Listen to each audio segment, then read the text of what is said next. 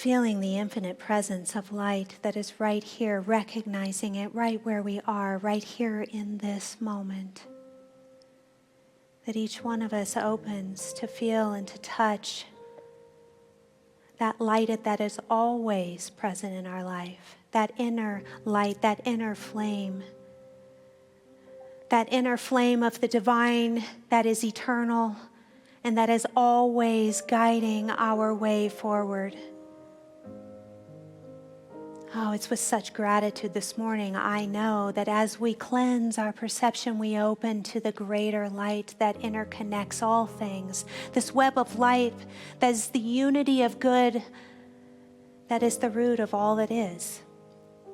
And so I know that this morning that the light that we share together here, it banishes any fear. It pushes aside any dust of worry.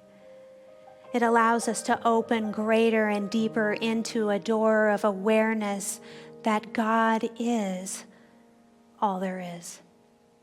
And so I give thanks to feel and to know that that is the very truth of our being. That is the very truth of each one of us here. May each walk this week draw us deeper into that awareness of the light, to illuminate our hearts so that we may reflect light to one another.